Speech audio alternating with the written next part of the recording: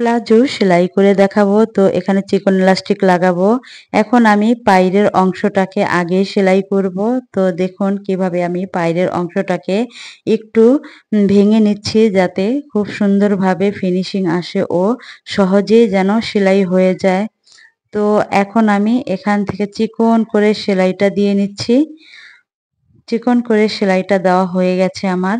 তো আমি অপর পাশেও দেখাচ্ছি। এভাবে ধরে আমরা প্লাজোর পায়েরটা সেলাই করতে চাই তাহলে একটু সময়টা বেশি লাগে। তো এভাবে ধরে আমরা সেলাইটা করলে সময় বেশি লাগে। আগে থেকে যদি ভেঙে সেলাইটা দেওয়া হয় তাহলে সময়টা খুব কম লাগে।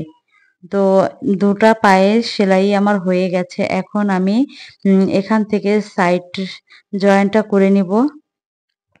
তো সাইড জয়েন্টটা করার ফলে আমি এখন দেখাচ্ছি সাইড জয়েন্টটা করব। তো এভাবে একটু হাত দিয়ে ধরে টেনে টেনে নিলে সাইড জয়েন্টটা ফিনিশিং খুব সুন্দর হয় ও বসার সময় সেলাইটা ছুটে যায় না, তো ছিঁড়েও যায় না।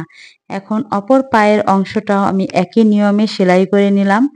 তো দেখুন আপনারা কিভাবে আমি সেলাইটা করি।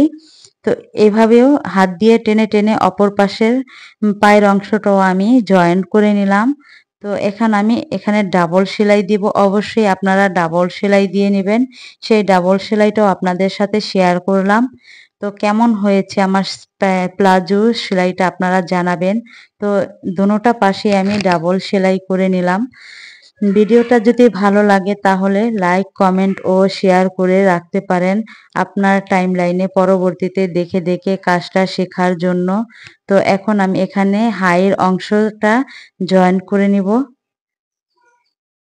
তো হাইয়ের অংশটা এভাবে একটু ধরে মিল করে নিয়ে এখন আমি হাইয়ের অংশটাকে ধরে জয়েন্টটা করে দিব। তো হাইয়ের অংশটাও একটু টেনে টেনে জয়েন্টটা করবেন যাতে সেলাইটা আপনার ছুটে না যায় ও ফেটে না যায়। সেলাইটা ফেটে গেলে সমস্যা হয়। তো এভাবে একটু ধরে হাত দিয়ে টেনে টেনে সেলাইটা করলে ফিনিশিং কিন্তু খুব সুন্দর হয়। তো আমার হাইয়ের অংশটা জয়েন্ট হয়ে গেছে। এখন আমি ডাবল সেলাই দিয়ে নিব। তো ডাবল সেলাই দিয়ে নিচ্ছি আমি। এভাবেই সেলাইয়ের উপর দিয়ে সেলাইগুলো করতে হবে। তো সেলাইয়ের উপর দিয়ে সেলাইটা দিয়ে নিবেন তাহলে সেলাইটা বেশি দিন টেকসই হবে। তো এখন আমি এখান থেকে চিকন এলাস্টিক ব্যবহার করব। সেজন্য আমি এলাস্টিকের ঘরটা করে নিচ্ছি।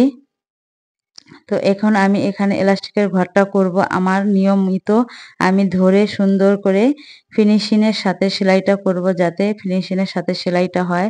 তো এভাবেই ধরে ধরে আপনারা চেষ্টা করবেন যাতে সেলাইগুলো খুব সুন্দর হয় ও ফিনিশিং এর সাথে সেলাইটা হয়। তো আমার এক সাইড সেলাই হয়ে গেছে, অপর সাইডে আমি মধ্যখানে আরেকটা সেলাই দিয়ে নেব যাতে দুই পাশে ২ টা চিকন এলাস্টিক জয়েন্ট করতে পারি। তো ২ পাশে ২ টা সেলাই দিব। আমি এভাবে একটু ধরে ধরে হাত দিয়ে ফিনিশিং এর সাথে সেলাইটা দেওয়ার চেষ্টা করি। আপনাদের যদি ভালো লাগে তাহলে টাইমলাইনে শেয়ার করে রাখতে পারেন।